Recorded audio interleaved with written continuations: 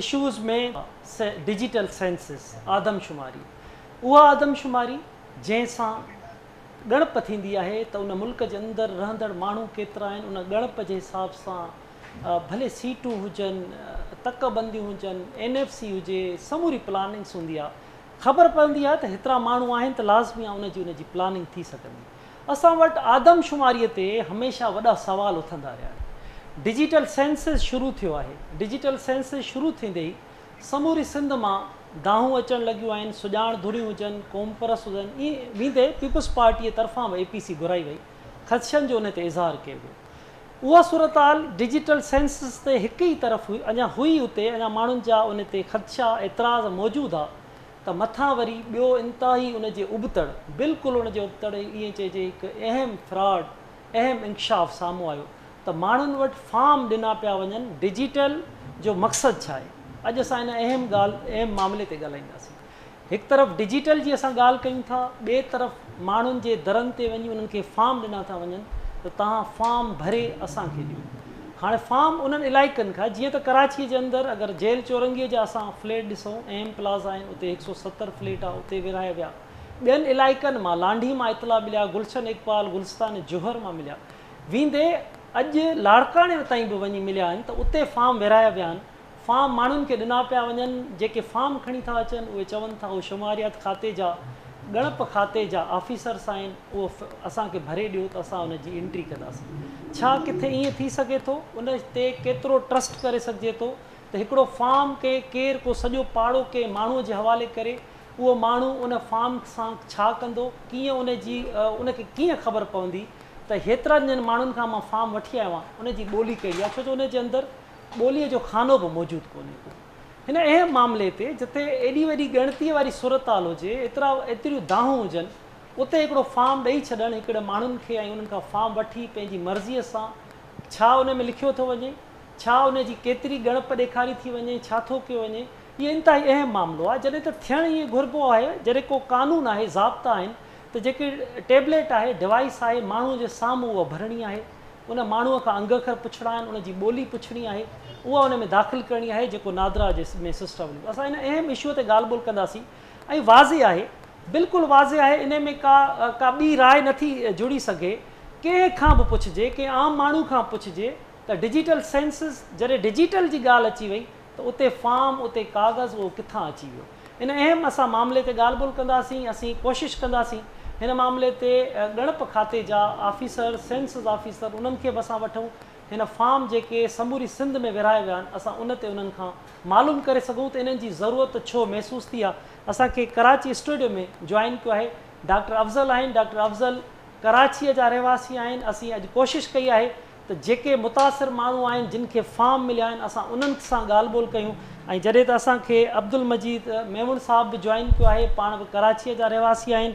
जॾहिं त परवेज़ अली जॉइन कयो आहे, लाड़काणे जा रहवासी आहिनि। ऐं इन खां अलावा गुलाम मुर्तज़ा मंगी साहिबु सेंसिस ऑफिसर आहिनि, उन्हनि बि असांखे जॉइन कयो आहे। तव्हां सभिनी खे वेलकम थो चइजे सर। डॉक्टर अफ़ज़ल, ॻाल्हि ॿोल जी शुरूआति तव्हां खां थी कजे। तव्हां असांखे ॿुधाईंदव त जेके फार्म तव्हां वटि खणी आया, तव्हां फार्म ॾिठो, फार्म में छा लिखियलु हो, केरु तव्हां वटि खणी आयो, उनजे बारे में तव्हां असांखे छा ॿुधाईंदव? दादा, इहो सिलसिलो ईअं शुरू थियो त पहिरें फेज़ में जेके घर शुमारी जे लाइ आया हुआ, स्टाफ आयो हो, ऐं उन्हनि मुख़्तलिफ़ घरनि ते, जेकी बि बिल्डिंग में 170 घर आहिनि, उन्हनि घरनि जे ॿाहिरां नंबर लॻाया, जेको असांजी ॼाण जे मुताबिक़ त जिन घरनि जा निशान लॻी विया, उन खां पोइ मख़सूस 10-12 ॾींहंनि खां पोइ बाक़ी अमले खे अचिणो हो ऐं उन्हनि खे जेके असाइन थियल मर्दमशुमारी जा जेके पंहिंजा घर शुमारी जा जेके निशान हुआ, उन्हनि घरनि में अची करे उन्हनि घरनि ते उन्हनि मां घर जे रहंदड़नि जी जेका सा एंट्री करणी हुई डायरेक्ट टैबलेट में, कंप्यूटराइज़ डिजिटल इनखे एंट्री करणी हुई। पर अमली तौर ते सिलसिलो ईअं थियो त ईअं न त को सिर्फ़ु मुंहिंजो या मुंहिंजो कंहिं हिकु ॿिए या चइनि माण्हुनि जो मसइलो हो, न, असांजी पूरी बिल्डिंग जी जेका यूनियन आहे, 170 घर आहिनि, उन्हनि जी जेका यूनियन आहे, उन ऑफिस में हिकिड़ो पंहिंजो स्टाफ जो माण्हू आयो, फीमेल जेका स्टाफ हुई, ऐं उन्हनि उहे फार्म ॾिना उन्हनि खे। उहे फार्म जेके आहिनि उन्हनि में किथे बि इहो मेंशन कयल कोन्हे त कंहिं बि हुकूमती, चाहे उहो सिंध लेवल ते, चाहे कंहिं इदारे जे लेवल ते या विफ़ाक़ी हुकूमत जे लेवल ते का हुनजी का लिखियलु हुजे त हीअ हुकूमत पाकिस्तान या हुकूमत सिंध या कंहिं ॿिए कंहिं इदारे जी तरफ़ां आहे। हीअ हिकिड़े क़िस्म जो ख़ांगी ठहियलु फार्म हुयो। ऐं उन में ख़ासि ॻाल्हि इहा हुई, हिकिड़ो त पहिरीं त इहा ई ग़लती पे महसूसु थी त घर अची करे बजाए जो उन जे माण्हुनि जे साम्हूं नाला लिखजनि त जीअं नालनि जी या मुख़्तलिफ़ जेकी बि डेटा आहे उन जी का ग़लति एंट्री न थिए, त उहो इंश्योर कोन पई थी। सेकेंडली इहो त फार्म जेको हुयो उन में सिरे सां ॿोलीअ जो क़ानून ई कोन हो।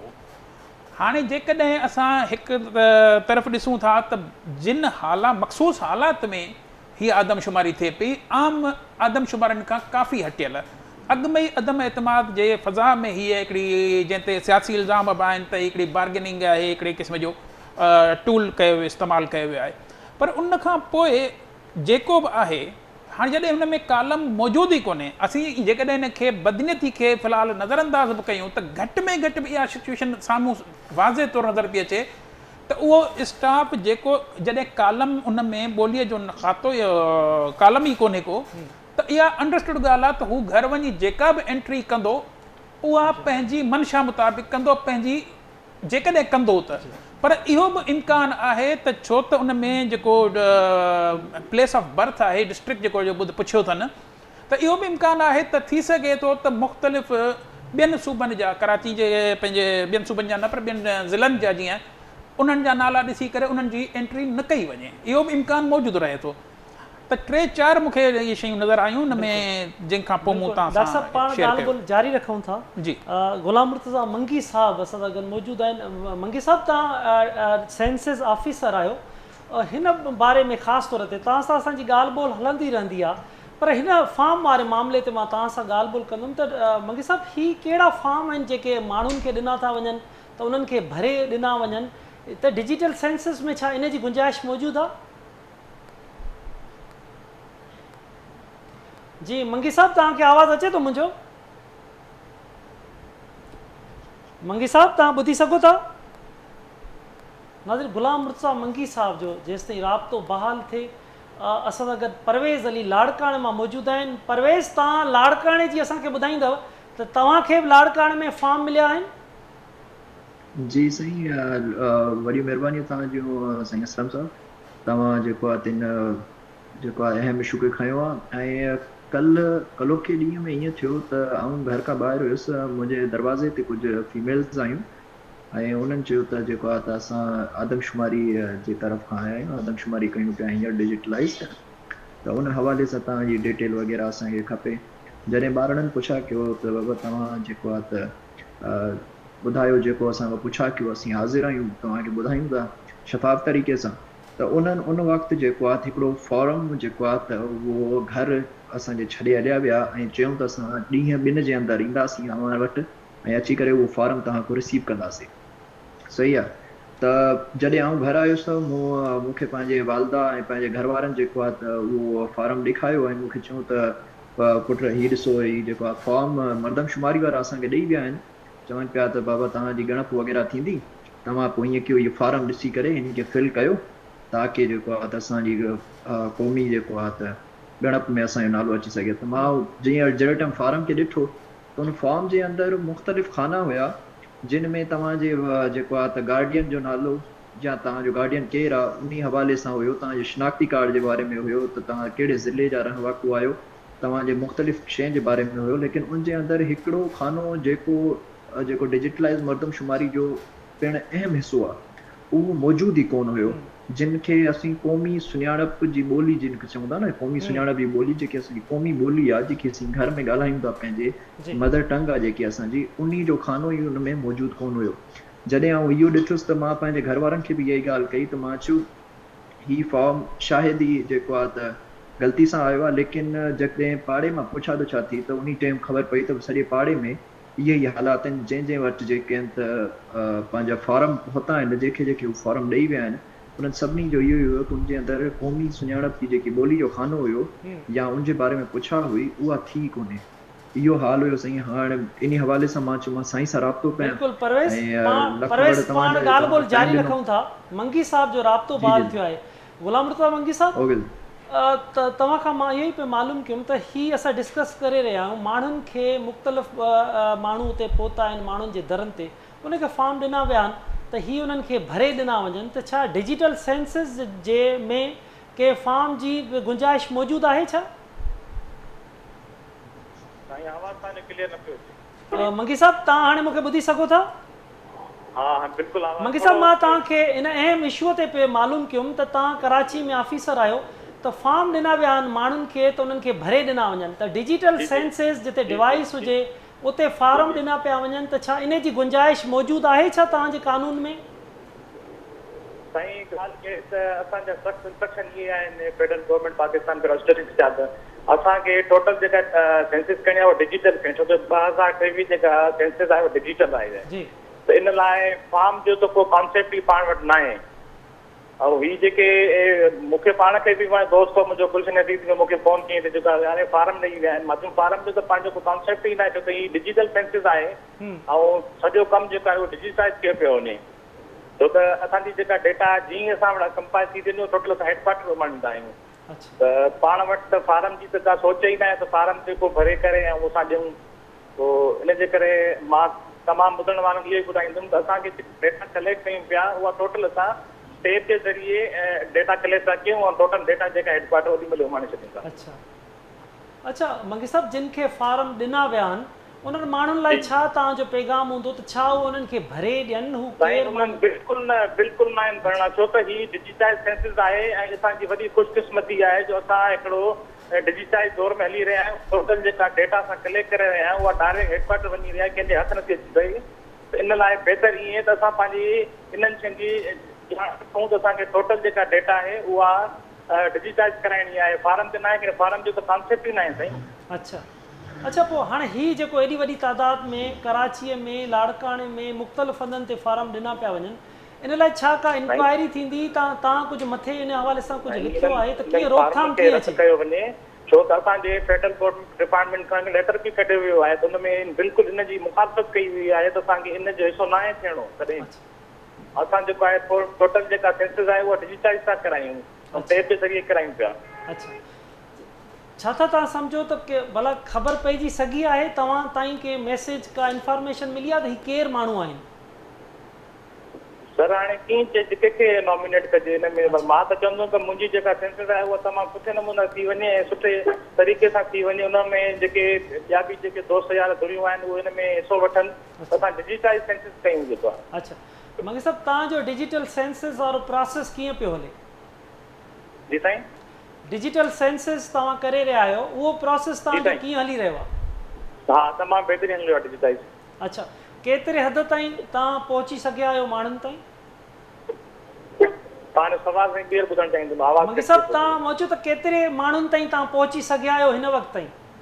हा प्रोसेस त हली रहियो आहे काफ़ी, तक़रीबन 70 जे क़रीब असां पंहिंजो कमु मोकिलाए चुका आहियूं जेको आहे। अञा इनशाला जेको हुन में प्रोसेस आहिनि, कुझु नादरा जे तरफ़ां बि कुझु मामलात आहिनि जो उहो नेट सिस्टम जेको नेट ते सिस्टम हली रहियो आहे त उन में सिग्नल जो मसइलो बि आहे। बाक़ी पंहिंजो असांजो कमु तमामु सुठे नमूने सां हली रहियो आहे।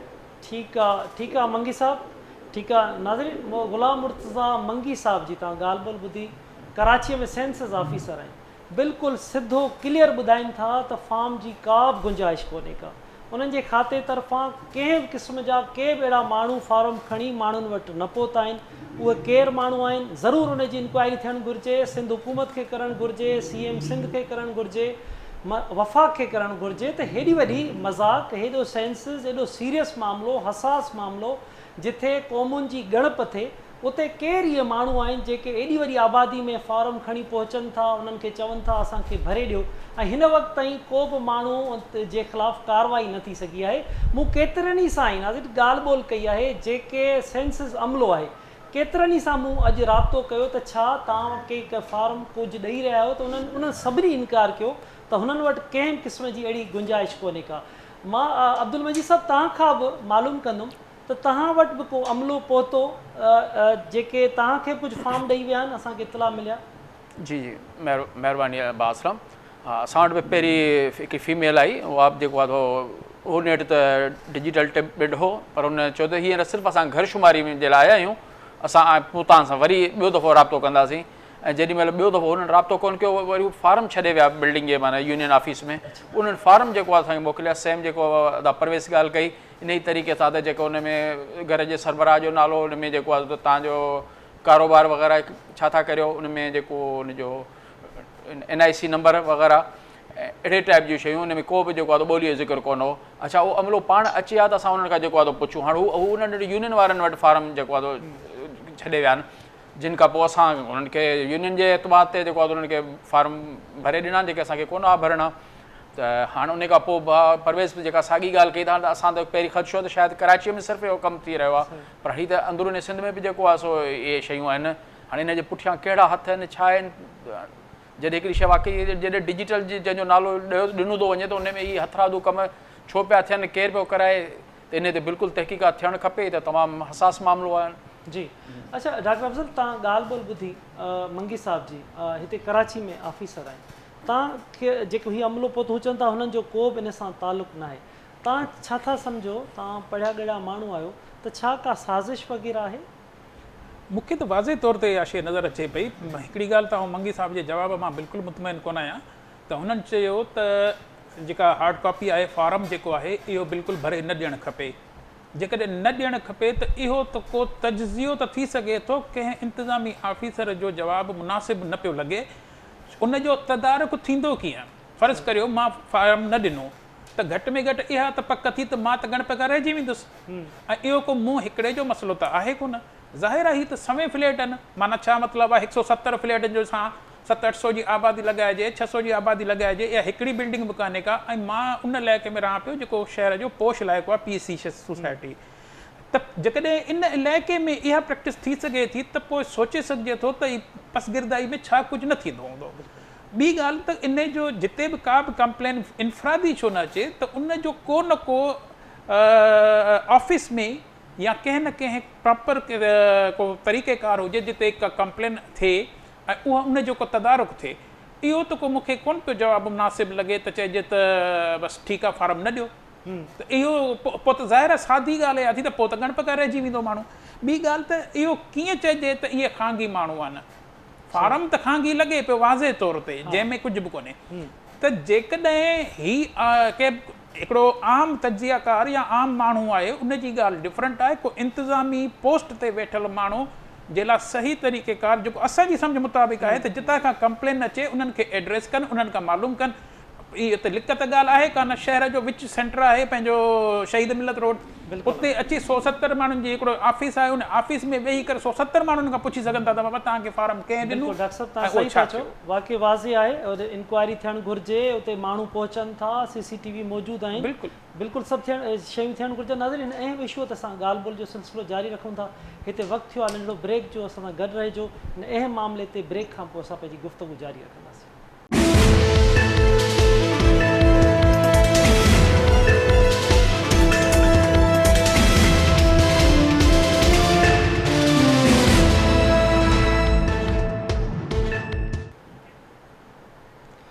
वेलकम बैक नाज़रीन असां इन इंतिहाई अहम इशूअ ते ॻाल्हि ॿोल करे रहियासीं डिजिटल सेंसिस ऐं उन में फॉर्म माण्हुनि खे ॾिना वञनि त इहे असांखे फॉर्म फिल करे ॾिना वञनि हीउ अहम मामिलो आहे इन अहम इशूअ ते असां ॻाल्हि ॿोल जो सिलसिलो जारी रखूं था त हीउ छा थी रहियो आहे सेंसिस सां एॾी मज़ाक़ छो थी रही आहे अगरि विच शहर जे अंदरि एतिरा माण्हू पहुचनि था कंहिं आबादी में वञनि था त उहा छो कंहिंखां हिन वक़्तु ताईं लिकियल छुपियल ॻुझी ॻाल्हि छो आहे हिन वक़्तु ताईं CCTV कैमरा मौजूदु आहिनि समूरा मौजूदु आहिनि उन्हनि खां केरु पुछाणो हिन वक़्तु ताईं छो नथो करे अमलो सिंध हुकूमत जो आहे छो हिन खां केरु पुछाणो नथो करे त हीअ केरु आहिनि जेके डिजिटल सेंसिस खे फॉर्म ॾेई माण्हुनि खां वठनि था उन में ॿियो अहम मामिलो आहे त उन में ॿोलीअ जो खानो मौजूदु न आहे हाणे उन में ॿोलीअ जो कहिड़ो खानो रखियो वेंदो केरु विझंदो ऐं ॿियो इहो जेको पेपर आहे जेके असां फॉर्म हथु कया आहिनि उन में किथे वेठा को स्टेप न आहे कुझु बि न आहे इन अहम इशू ते असां ॻाल्हि ॿोल जो सिलसिलो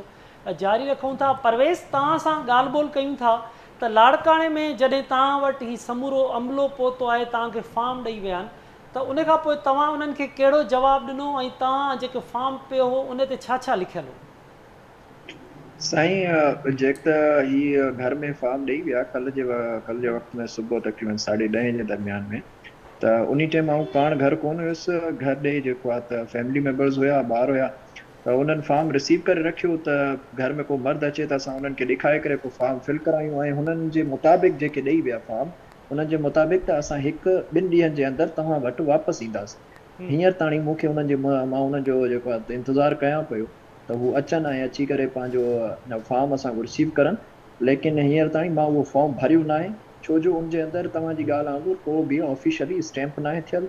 उन खां अलावा हू बिल्कुलु ई फर्ज़ी फॉर्म लॻे पियो मूंखे पंहिंजी ज़ात खे बि, ऐं उनजे अंदरि मैं बिलख़सूस जिन जे मथां तव्हांजी सुञाण आहे, जिन जे मथां तव्हांजो पंहिंजो वजूद बेस्ट करे थो, उहो आहे तव्हांजी ॿोली। उन ॿोली जो खानो ई उनजे अंदरि शामिल कोन्हे, त उन खां बग़ैर मां इन शइ जो हिसो न बणंदुमि। मां डॉक्टर साहब जी ॻाल्हि सां बि जेको आहे मुतफ़िक़ आहियां त अगरि असां उन्हनि खे फॉर्म न पिया ॾियूं, अगरि भरे न पिया ॾियूं हींअर ताणी, त इन जो इहो ख़दशो आहे त असां ॻणप मां रहिजी वेंदासीं।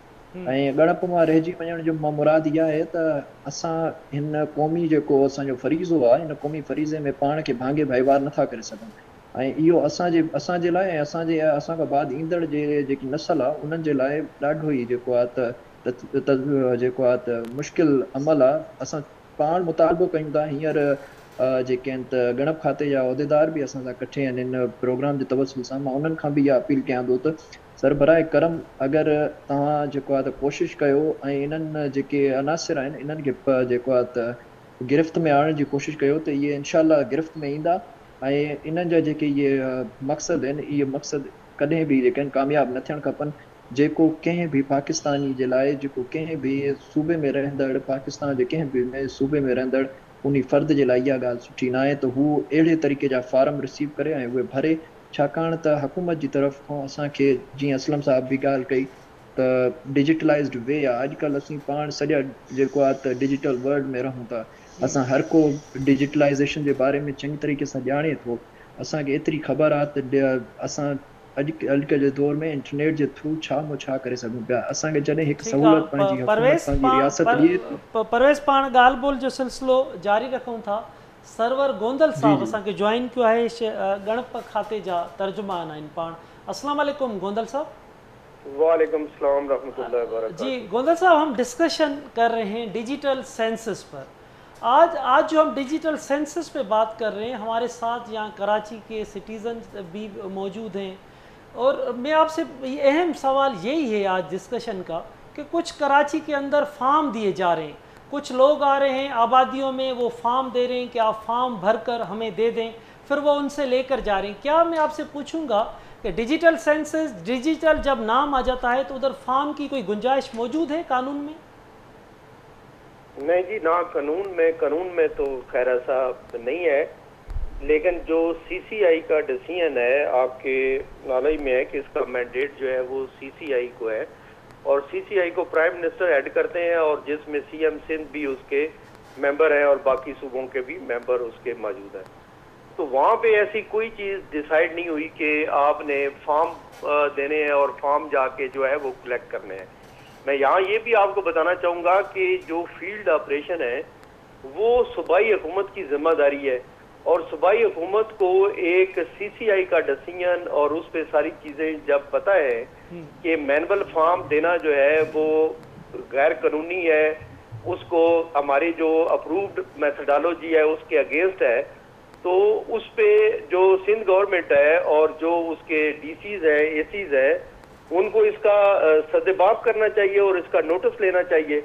आज तक कभी हमें किसी असिस्टेंट कमिश्नर या डीसी ने ये बात जो है वो रिपोर्ट नहीं की, लेकिन हमारे नॉलेज में ये बात जब आई तो हमने फौरी तौर पर तमाम प्रोविंशियल गवर्नमेंट को ये बात लिखी है और डीसीज एसीज को ये बात लिखी है कि आप इसका तदारक करें, और ये बिल्कुल अनएक्सेप्टेबल है, ये बिल्कुल गलत बात है कि आप जो कागज के ऊपर अगर किसी की इंफॉर्मेशन लेते हैं तो ये बिल्कुल आपकी, मैं ये कैटेगोरिकली यहाँ पे बता रहा हूँ कि आप ये देखें कि एक इनमरेटर को हमने ट्रेनिंग दी है और उस ट्रेनिंग के हमने उसको पैसे दिए हैं। अगर तो यही तरीका अडॉप्ट करना था तो इन लोगों को ट्रेनिंग देने की क्या जरूरत थी? एक डाकखाने के डाकिए को भेजते और वो जाके लोगों के घरों से ये फॉर्म फिल करा के आ सकता है। ये टोटल गलत बात है और इसका बिल्कुल सदेबाब करना चाहिए प्रोविंशियल गवर्नमेंट को।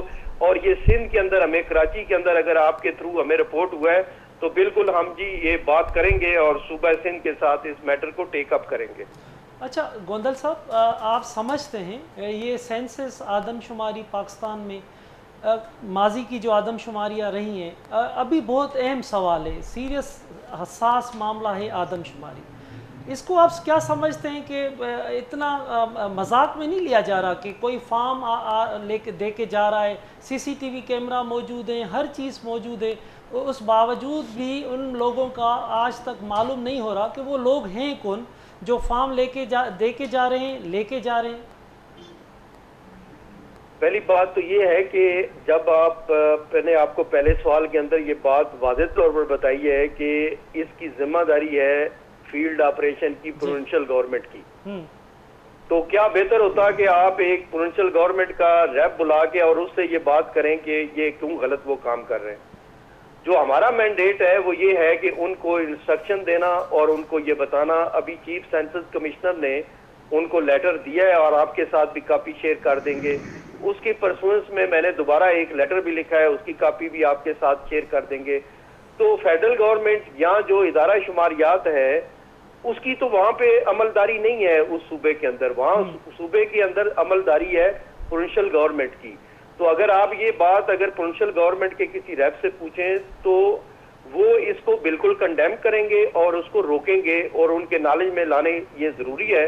आप भी लाए और हम ऑलरेडी भी ला चुके हैं। तो ये बिल्कुल इलीगल है, ऐसी कोई डायरेक्शन इंस्ट्रक्शन ऐसी नहीं है इसमें करने अच्छा की। गोंदल साहब, मैंने अपने अभी प्रोग्राम में मंगी साहब से बात की। गुलाम रज़ा मंगी साहब सेंसस ऑफिसर भी हैं, वो सब चीज़ें देख रहे हैं। उन्होंने हमें बताया कि बिल्कुल कोई भी उनकी तरफ से कोई भी अमला नहीं गया।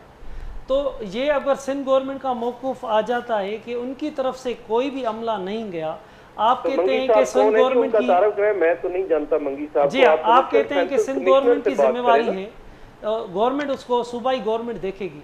तो क्या इतनी जो सूबाई गवर्नमेंट देखें, किसी जिम्मेदार बंदे से अगर आप बात करेंगे तो फिर पता चलेगा। अच्छा, अगर ये इशू सामने आता है, जैसे लोग हज़ारों की तादाद में लोग हमें बता रहे हैं, तो आप सेंसस को वफाक में आप देख रहे हैं, तो क्या वफाकी सतह पे ये कोई नोटिस ऐसा लिया जाएगा, कोई हुक्म? नोटिस ऑलरेडी ये आपके पिछले क्वेश्चन का भी जवाब मैंने आपको दिया है जी कि ये देखें कि प्रोविंशियल गवर्नमेंट को ये लेटर लिखा जा चुका है। और दोबारा आपको बता देता हूं कि तो सेंसस फील्ड ऑपरेशन की जिम्मेदारी प्रोविंशियल गवर्नमेंट की होती है। आप फील्ड के अंदर जो एसी है वो सेंसस डिस्ट्रिक्ट ऑफिसर है, ठीक है।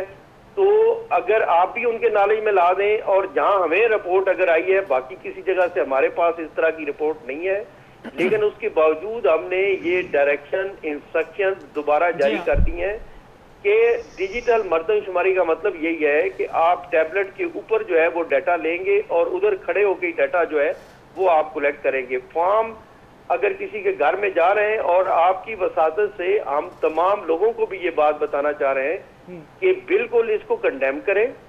ये बिल्कुल कोई ऐसी डायरेक्शन इंस्ट्रक्शन कोई इस तरह की जारी नहीं हुई। अच्छा गोंदल साहब, अभी शहरी भी मेरे साथ हैं, उनके पास एक खदशा मौजूद है, ख़तरा मौजूद है कि अगर हम वो फॉर्म ना भरेंगे तो हम काउंटिंग से रह जाएंगे। उनके लिए आपका क्या पैगाम होगा? जी, जो शहरी आपके पास मौजूद है उन्हें कहेंगे एक एप्लीकेशन लिख के आपका जो सीडीओ है उसके नाम पे डालें, यानी असिस्टेंट कमिश्नर को ये लिख के दें, तो वो उसके खिलाफ जो है तादीबी कार्रवाई करेगा और डाटा लेगा। उसकी ये डाटा लेना और देना दोनों जो है मैंडेटरी हैं, वो देना पड़ेगा। और जो सेंसस का इनमरेटर है उसको वो डाटा जाके फीड करना पड़ेगा, घर पे जाके डाटा लेना पड़ेगा। अच्छा, आपने सिंध गवर्नमेंट को डायरेक्शन दी, तो क्या सिंध गवर्नमेंट ने आपको कोई रिप्लाई दिया? जी, सिंध गवर्नमेंट को हमने लेटर लिखा है और उनको ये बात बताई है कि रिप्लाई तो तब वो देंगे कि जब एक किसी चीज का उनके नॉलेज में ना हो। उनको पता है कि ये क्या तरीकाकार है। अगर इक्का दुक्का उनके नॉलेज में, जिस तरह अभी आपके साथ ये जो शहरी खड़ा है जो आपको बता रहा है, तो आप काइंडली उससे एप्लीकेशन लेके आप जो असिस्टेंट कमिश्नर है बड़े करीब आपके बैठा हुआ है, आप उसको ये इंफॉर्मेशन दें तो वो इस पे यकीनन इस पे जो है वो जो है इसका नोटिस लेगा इंशाल्लाह। अच्छा गोंदल साहब, कोई टेबलेट में भी कोई इशू आ रहा है क्या? कह रहे हैं कि मैप का कोई मामला है। अब बात सुने, ये 1,85,509 हमारे पास जो है वो ब्लॉक हैं जी, ठीक है, और पूरे पाकिस्तान के अंदर हमारे पास डाटा जो है वो कलेक्ट हो रहा है। आपके जरिए मैं बताना चाहूंगा कि इस वक्त 99.9 जो हाउस हैं वो लिस्टेड हो चुके हैं, ठीक है। आपके पास इस वक्त 11 करोड़ की आबादी जो है वो आ चुकी है। तो अगर मेरे पास टैबलेट के अंदर ये इशू है तो ये डाटा कैसे कलेक्ट होके आ रहा है? अच्छा, अब जब आप 1,21,000 लोगों के हाथ में टैबलेट देंगे तो किसी एक आध दो में ये इशू आता है और ये इशू को रिजॉल्व किया जाता है। अच्छा ये देखें कि आप पाकिस्तान में पहली दफा ये डिजिटल सेंसस करने जा रहे हैं जी, तो यकीनन ये इशू आ सकते हैं, इसको हम बिल्कुल नहीं कहेंगे कि ये नहीं आ सकते, लेकिन आपने ये देखना है कि उसको इशू को रिजॉल्व करने का कोई मैकेनिज्म मौजूद है। यस, मौजूद है। हमारे पास 495 सेंसस सपोर्ट सेंटर बने हुए हैं पूरे पाकिस्तान के अंदर। हमारे पास कॉल सेंटर बने हुए हैं, हमारे पास SMS गेटवे है, हमारे पास 37 जो है वो वर्किंग ग्रुप बने हुए हैं हेडक्वार्टर के अंदर, और यूं ही कोई हमारे पास मसला रिपोर्ट होता है उसको रिजॉल्व किया जाता है। फिर मैं आपकी वसातत से तमाम इनुमरेटर को तो पहले ही पता है, लेकिन अवाम को भी बताना चाहूंगा, और जो आप मीडिया वाले हैं आपकी वसातत से उनको भी बताना चाहूंगा कि हमने इसका डबल काम किया हुआ है। अच्छा, अगर फर्ज कर लेते हैं कि अगर किसी के टैबलेट के अंदर वो मैप का इशू आता है तो उसके हाथ में हमने मैनुअल मैप भी दिया हुआ है, और ये अगर कोई ऐसा इशू आ जाए तो उसका अल्टरनेटिव भी हमने किया हुआ है जी। अच्छा गोंदल साहब, जो डेटा कलेक्ट की जा रही है मालूमात, तो क्या मैं आपसे ये भी सवाल करूँगा कि क्या वो जो मालूमात है, वो डेटा है, वो डायरेक्ट नादरा जाएगी या पहले स्टैटिस्टिक्स डिपार्टमेंट में जाएगी? ये देखें कि जो ये हमारे पास सेंसस का एक मॉडल है और उस मॉडल को अप्रूव कराया हुआ है कैबिनेट से, फिर हमने तमाम सूबों के साथ वो सारी चीज़ें शेयर की हैं, ठीक है। फिर उसके बाद हमने सेंसस एडवाइजरी कमेटी ने इसकी रिकमेंडेशन बनाई है, जो काउंसिल ऑफ कॉमन इंटरेस्ट है उससे इसकी अप्रूवल हुई है। तो जो हमारे पास टैबलेट के अंदर डाटा आता है, आप ये देखें मैनुअल जब डाटा हम कलेक्ट करते थे वो किधर जाता था? वो पाकिस्तान ब्यूरो ऑफ स्टैटिस्टिक्स में जाता था। अब भी डाटा वो हमारे सर्वर पे आ रहा है, ठीक है। नादरा के पास वो डाटा नहीं जा रहा, वो पाकिस्तान ब्यूरो ऑफ स्टैटिस्टिक्स के जो सर्वर्स हैं उनके ऊपर वो डाटा आ रहा है, और उस डाटे को आपका असिस्टेंट कमिश्नर से लेके चीफ सेक्रेटरी तमाम सूबों के जो है वो अपने एरिया के मुताबिक अपना तमाम डाटा देख सकते हैं। तमाम इनुमरेटर का रिकॉर्ड उनके पास मौजूद है, उनको पता है कि फील्ड में कैसा काम हो रहा है, उनको पता है कि उनके कितने घर जो है वो लिस्ट हो चुके हैं, उनको पता है कि हमारी आबादी कितनी आ चुकी है, उनको पता है इसमें से कितने मेल हैं कितने फीमेल हैं। तो हर एक चीज, तो हर एक के जो डैशबोर्ड हमने असिस्टेंट कमिश्नर से लेकर ऊपर चीफ सेक्रेटरी कर दिए हैं, उनको वो खुद विजुअलाइज कर सकते हैं। अच्छा, तो इसलिए ये बड़ा ट्रांसपेरेंट सा हमारा सिस्टम है। बिल्कुल गोंदल साहब, बहुत सारे लोग हमसे रब्ता करते हैं, सवाल भी आ रहे हैं कि जैसे डिवाइस में वो डेटा ली जाती है तो क्या वो लोग कहते हैं कि हमें कोई प्रूफ नहीं दिया जाता, हमसे मालूमात लेते हैं लेकिन हमारे पास कोई प्रूफ नहीं है कि हमारे कितने लोग गिने गए, काउंट हुए, हमारी ज़बान कौन सी लिखी गई, हमारे पास उसका कोई प्रूफ नहीं। आपको पहले देखना पड़ेगा कि सेंसस का पर्पस क्या होता है जी। ये सेंसस रजिस्ट्रेशन नहीं है, सेंसस पॉलिसी प्लानिंग के लिए होते हैं, और हम स्टैटिस्टिक में बात करते हैं।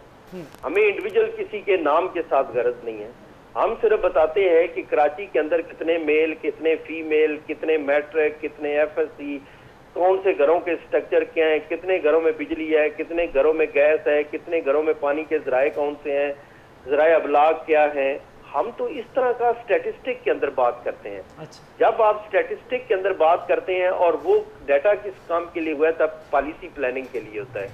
तो इसलिए जो डाटा आपका इनुमरेटर आपके लेता है वो डाटा जो है वो आगे स्टैटिस्टिक की शक्ल में हमारे पास आता है, और वो CCI के अंदर से वो उसके रिजल्ट्स जो है अप्रूव करा के उनको रिलीज कर दिया जाता है। किसी का इंडिविजुअल डाटा कानून के तहत जो है वो किसी दूसरे बंदे के साथ शेयर नहीं किया जाता। हाँ, एडमिनिस्ट्रेटिव डाटा जो है वो हम शेयर करते हैं, जिस तरह अभी आपके एक एक असिस्टेंट कमिश्नर के पास अपने इलाके का पूरा डाटा है। आप इनसे किसी से भी आप चेक करें कि पहले 6 ये मर्दमशुमारी हुई हैं, क्या पहले ये डाटा किसी के पास मौजूद था जो अभी हमने ट्रांसपेरेंट करने के लिए हर एक को दिया है। हमने स्पार्को के मैप लिए हैं, हर इनमरेटर की मूवमेंट नजर आती है, लॉग बन रहे हैं, किधर से कितना डाटा लिया जा रहा है, ठीक है। डिलीट करने की कोई ऑप्शन नहीं है उसके अंदर, ठीक है, उसका पूरी ट्रैकिंग होती है। तो ये देखें कि ये सेंसस पॉलिसी प्लानिंग के लिए होता है, ये रजिस्ट्रेशन वाला डाटा नहीं है। बिल्कुल। अच्छा गोंदल साहब, आखिरी में आपसे क्वेश्चन करूंगा। सीएम सिंध मुराद अली शाह साहब से मेरी बात हुई, मैंने उनसे क्वेश्चन किए तो उनका कहना था सीएम सिंध का कि वो मुत्तमिन नहीं है, जो पॉलिसीज़ है डिजिटल सेंसस की, जो अमले की ट्रेनिंग है वो उससे भी मुत्तमिन नहीं है, टैबलेट से भी मुत्तमिन नहीं है। तो उस पर आपका क्या कहना है? हाँ, ये देखें कि जो आपकी उनसे बात हुई है, क्योंकि ये देखें मैं पॉलिटिकल बात नहीं करूंगा, मैं सेंसस प्रोसेस की बात करूंगा सिर्फ। आप ये देखें कि जो सेंसस है वो लिंकेज है आपकी कई चीजों के साथ, ठीक है। जो इसकी सिफारिशात हैं वो तमाम सूबों के चीफ मिनिस्टर ने अप्रूव की हैं, सीसीआई के मेंबर हैं। क्या किसी मिनट्स के अंदर लिखा हुआ है कि भाई इस चीज के साथ वो मुत्फिक नहीं थे, ठीक है। तो ये तमाम जो चीजें हैं ये अप्रूव्ड हैं काउंसिल ऑफ कॉमन इंटरेस्ट है, यानी तरीकाकार जितना है उसकी अप्रूवल आई है सीसीआई से। अच्छा, ठीक है, पहली बात ये होगी।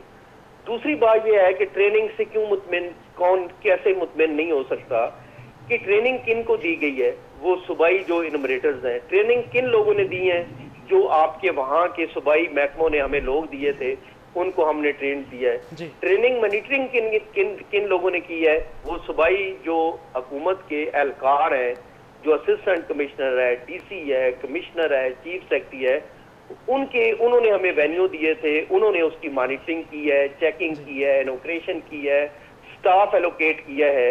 तो अगर वो किसी जगह पे मुतमिन फर्ज करें कि उन्होंने कहा भी है तो वो यकीनन हमें पॉइंट आउट होगा तो उसको भी देख लेते हैं, क्योंकि हमारा काम है इदारा शुमारियात का कि अगर कोई भी बात कोई ऐसी आती है तो हमारी ये जिम्मेदारी है कि उनके तहफ़्फ़ुज़ात दूर करना। लेकिन जब सीएम सिंध जो है वो खुद ऑपरेशन को मॉनिटर कर रहे हैं पूरे सिंध के, वो हम तो नहीं कर रहे हैं, ये तो सिंध गवर्नमेंट की जिम्मेदारी है। जी गोंदल साहब, अगर वो ऐसा कोई इशू आता है तो उसको देखा जाए। गोंदल साहब, इसी के साथ तहफ़्फ़ुज़ात तो कौम परस्तों को भी है, सिंध के कौम परस्त भी कहते हैं कि वो डिजिटल सेंसस उन्हें कबूल नहीं है।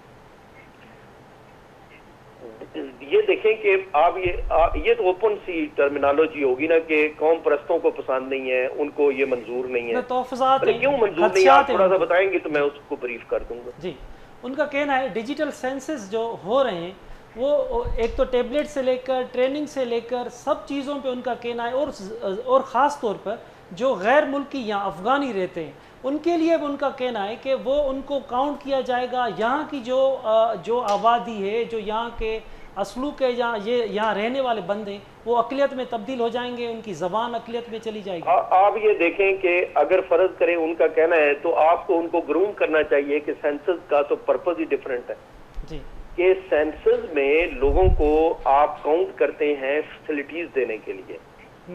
आप ये देखें कि जो उनकी रजिस्ट्रेशन का अमल है गैर मुल्कियों का, क्या वो इदारा शुमारियात का उसका मैंडेट है?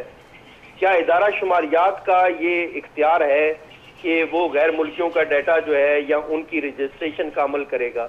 हम तो भाई सेंसस करते हैं, सेंसस पॉलिसी प्लानिंग के लिए है और उसका कतन कोई तल्लुक रजिस्ट्रेशन के साथ नहीं है। और अभी हमने उसके अंदर जो सिंध गवर्नमेंट ने कहा था शिनाख्ती कार्ड और उनकी लीगल एक्टिविटीज को हमने उसका इंदराज किया है।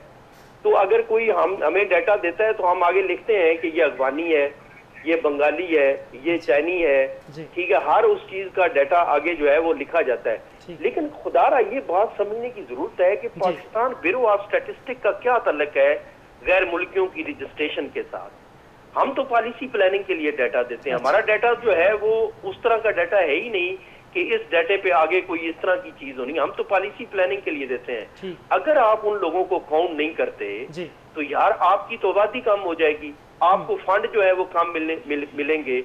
तो वो उसको कैसे डोमिनेट कर सकते हैं? ये थोड़ी सी सेंसस की जो पर्पस है उसको समझने की जरूरत है। लेकिन गोंदल साहब उसमें वाज़े तो होना चाहिए, ये मुस्तकिल आबादी, ये गैर कानूनी या जो मुस्तकिल आबादी नहीं है, उसमें तो वाज़े तो कॉलम्स में होना चाहिए। जी बिल्कुल वाज़े कॉलम है। आपने सेंसस का क्वेश्चन पढ़ा है? जी, अगर आपने पढ़ा है तो उसके अंदर ये लिखा है। जी, तो आप थोड़ा सा ब्रीफ कर दीजिएगा कि भाई उसके अंदर ये शामिल है। अच्छा, ठीक है, ठीक है गोंदल साहब, बहुत शुक्रिया आपका। नाज़रीन, गोंदल साहब, सरवर गोंदल साहब तफ़सीली हिन मामले ते असां सां ॻाल्हि ॿोल कई ऐं पंहिंजूं जेके समूरा क्वेश्चन्स आहे उन ते तफ़सीलन ॿुधायो। असां सां गॾु रहिजो, हिते वक़्तु थियो आहे नंढे ब्रेक जो। ब्रेक खां पोइ हिन अहम इशूअ ते असां ॻाल्हि ॿोल जो सिलसिलो जारी रखूं था।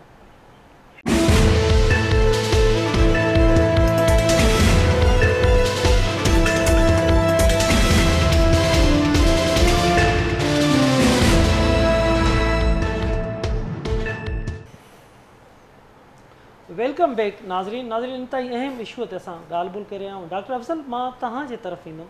सरवर गोंदल साहब जी बि तव्हां तफ़सीली ॻाल्हि ॿोल ॿुधी। ख़दशा समूरी सिंध जा मौजूदु आहिनि। वफ़ाक़ जो चवण बि तव्हांजे साम्हूं हो गोंदल साहब जो, त उहो सिंध हुकूमत जी ज़िम्मेवारी आहे। कीअं था सिंध हुकूमत जी ज़िम्मेवारीअ खे ॾिसो त उहो सेंसस कीअं कराए रही आहे? तव्हां शहरी मुतमिन आहियो? न, बिल्कुलु बि न। गोंदल साहब जे जवाब में सां जुज़वी इतफ़ाक़ कंदुसि त बेशक हू हिकिड़े जंहिं इदारे खे रिप्रेज़ेंट करे रहिया आहिनि त हीअ सिर्फ़ु उन्हनि जो ई मौक़िफ़ पिया ॿुधाए सघनि।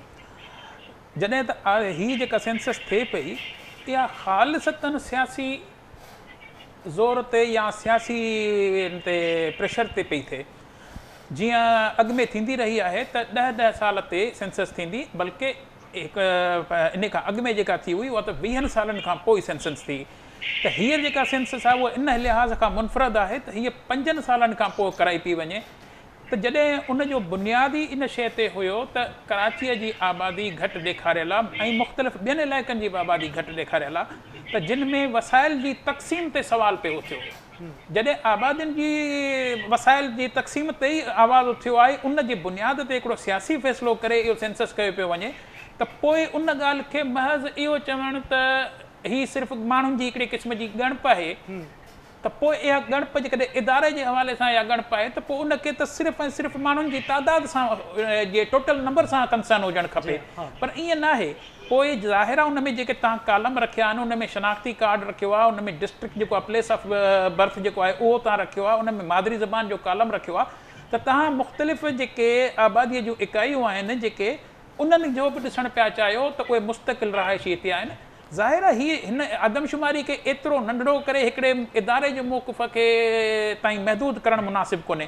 बाक़ी इन ॻाल्हि सां त मूंखे काफ़ी इत्मिनान आहे त जेका ॻाल्हि हिननि कई त बेसिकली जेका इम्प्लीमेंटेशन जी कमज़ोरी नज़र अचे पई ऐं उहा शायदि सिंध हुकूमत जे ई अंडर में अचे पई। असांजी मालूमात जे मुताबिक़ उहा उन में ई अचे थी ऐं शायदि सिंध हुकूमत खे जेको बि इनपुट किथां शिकायत जी सूरत में अचे थो त उनखे पाण वेलकम करणु खपे, जो सुभाणे बजाए उन्हनि ते सिंध हुकूमत ते आङुरियूं उथनि त बहितर आहे त उन्हनि खे हींअर ई वक़्तु सिर एड्रेस कयो वञे। आख़िरी पॉइंट इहा चवंदुसि त जेको गोंदल साहब चयो त माना तव्हां वञी करे त असिस्टेंट कमिश्नर ऑफिस में तव्हांखे बि हक़ीक़ी जेका ज़मीनी हक़ीक़त आहे उहा ख़बर आहे त हीअ ऑफिसर जेके वेठा त हूंदा आहिनि पर साहब वांदो कोन्हे त केरु चौकीदारी तव्हांखे कोन्ह छॾींदो। पर ॿी उनखां बि अहम ॻाल्हि इहा आहे त इनफ़रादी शिकायत लाइ मूंखे ज़रूरु वञणु खपे। जेकॾहिं मुंहिंजो मसइलो हुजे अकेले जो, जॾहिं तव्हांखे वाज़े तौर ते पूरी बिल्डिंग 1000 जी आबादी जी शिकायत अचे पई त तव्हां मां केरु फ़ोन कॉन्टेक्ट करे बि जेकॾहिं उनखे एड्रेस नथो करे सघे, कंफर्म नथो करे सघे सरकारी ऑफिसर या मिसाल असिस्टेंट कमिश्नर जो हवालो ॾिनो, त पोइ तव्हां इहा तवक़ु कीअं पिया रखो त उहे जेके 1000 रहाइशी आहिनि, हिकिड़ी बिल्डिंग जो मिसाल आहे, उहे 1000 असिस्टेंट कमिश्नर जी ऑफिस जे ॿाहिरां वञी करे उहे रिटन में कंप्लेन कनि। इहो अमली तौरु मुमकिन कोन्हे, इहो जान छॾाइण वारो मौक़िफ़ आहे। बिल्कुलु डॉक्टर अफ़ज़ल, सही था तव्हां चओ। एतिरो बि सवलो कोन्हे जहिड़े अंदाज़ में सवलो वरितो वञे त फ़क़ति ॻणप, न फ़क़ति ॻणप, पर इन सां सेंसस सां आदमशुमारीअ सां वेंदे असीं अॻे सीटुनि जी जोड़ जक ॾिसूं था, तकबंदियूं ॾिसूं था, MN MPS जूं सीटूं वधनि थियूं। लाज़मी आहे हिन धरतीअ ते हिन हवाले सां खोड़ फ़ैसिला, ॿोलीअ जे हवाले फ़ैसिला, जाग्राफिया जे हवाले फ़ैसिला, ॿिया खोड़ सारा फ़ैसिला इन सेंसस सां, ईंदड़ इलेक्शन इन सेंसस सां समूरा एॾो सवलो न आहे त जीअं खे चई छॾिजे त फ़क़ति ही काउंटिंग करे रहिया आहियूं। इन सां समूरो मुस्तक़बिल हिकिड़े क़ौम जो हिकिड़नि माण्हुनि जो लाॻापियल हुजे थो। परवेज़ अली, छा मुतालबो हूंदो तव्हांजो सिंध हुकूमत खां, सेंसिस ऑफिसर्स खां, शुमारियत खाते खां? साईं मुतालबा मां इनफरादी एतबार सां त को मुतालबो नथो करे सघां। मां जेको आहे त मजमूई एतबार सां कलेक्टिवली मां हिकु पंहिंजो मुद्दो रखणु चाहियां थो।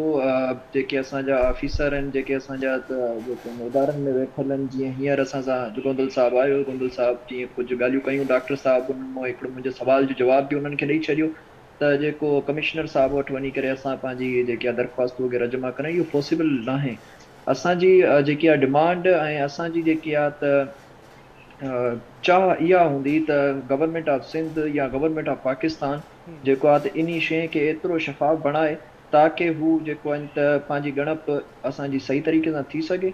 ऐं असां पाण इहो चाहियूं था त असां जेको आहे त आदमशुमारी जो जेको आहे त मर्दमशुमारी जो जेको आहे त उहो हिसो बणिजूं ऐं चङी तरीक़े सां पंहिंजी ॻणप करायूं ऐं पंहिंजो जेको आहे त वजूद बचाइण जी कोशिशि कयूं। इन खां वधीक हाणे जीअं असां ॻाल्हियूं ॿुधियूंसीं पंहिंजे ऑफिसरनि भाइरनि जूं, उन्हनि सिर्फ़ु जेको आहे त जान छॾाइण जी कोशिशि कई आहे।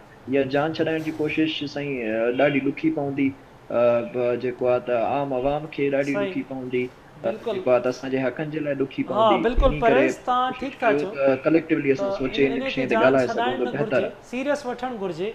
अब्दुल मजीद साहब, मुख़्तसरन तव्हां खां मालूम कंदुमि त छा मुतालबो हूंदो त सेंसिस खे केतिरो सीरियस वरितो वञे ऐं फार्मनि खे जे हवाले सां छा चवंदो तव्हां?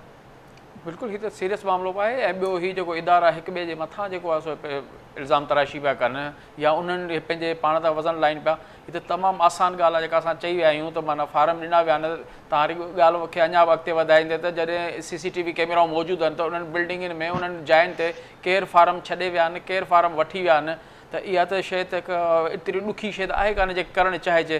बाक़ी इनफ़रादी तौर ते त फलाणे खे दरख़्वास्त ॾिजे, हीअं कजे, हीअ शइ जॾहिं आम मीडिया ते अची वई आहे, हर माण्हू खे ख़बर पए पई त माना हीअ शइ ग़लति थिए पई। हाणे अञा बि छा इदारनि खे वञी मीडिया ते ॻाल्हि अची वई आहे, सभु शइ ख़बर आहे, त हाणे इदारनि खे वरी अञा बि कहिड़े नमूने जाॻाइजे। को माण्हू वञे वरी वञी मिनिस्टर खे दरख़्वास्त ॾिए त तव्हां अचो, हीअ असांखे फार्म मिलियो आहे। नाज़रीन, त इहो अहम मामिलो आहे, इन ते ज़रूरु सीरियस वठणु घुरिजे। अब्दुल मजीद साहब, तव्हांजी वॾी महिरबानी। डॉक्टर अफ़ज़ल, तव्हांजी महिरबानी। परवेज़, तव्हांजी महिरबानी। नाज़रीन, असांखे ग़ुलाम मुर्तज़ा मंगी साहब, सेंसिस ऑफिसर कराची में, उन्हनि बि टाइम ॾिनो। गोंदल सरवर साहब, उन्हनि बि असांखे टाइम ॾिनो ऐं तफ़सीली पंहिंजी ॻाल्हि ॿोल ॿुधाई। हिन अहम मामिलो आहे नाज़रीन, ख़ासि तौर ते जंहिंखे अॼु असां फोकस कयोसीं त केरु उहे माण्हू आहिनि जेके फार्म खणी था अचनि माण्हुनि वटि, ईअं आज़ादाना अंदाज़ में खणी था अचनि, उनखे को डप ड्रा न आहे, उहो फार्म माण्हुनि खां भरे खणी था वञनि, पंहिंजी मर्ज़ी सां किथे वञी था उहो टेबलेट में दाख़िल कनि, नथा कनि, कहिड़ी ॿोलीअ जो उन में खानो मौजूदु कोन्हे। कराची सिटी दारुल हुकूमत ईअं चइजे, गादीअ जो हंधि, इंटरनेशनल शहर, उन में उन CCTV कैमराऊं मौजूदु आहिनि, को कचो को ॿारहाड़ी न आहे उते। उन बावजूदि बि के माण्हू अचनि था ऐं उन्हनि जी इंक्वायरी न थिए त खोड़ सारा सवाल पैदा थियनि था त आख़िर छा थी रहियो आहे। सिंध हुकूमत खे इन हवाले सां सीरियस वठणु घुरिजे, वफ़ाक़ी हुकूमत खे बि सीरियस वठणु घुरिजे त जीअं डिजिटल सेंसिस साफ़ ऐं शफ़ाफ़ थी सघे। वरी नवनि इशूज़ सां गॾु ॿीहर गॾूंदासीं। तेसिताईं पंहिंजे मेज़बान असलम हैदर खे ॾींदा इजाज़त। अल्लाह वाहे।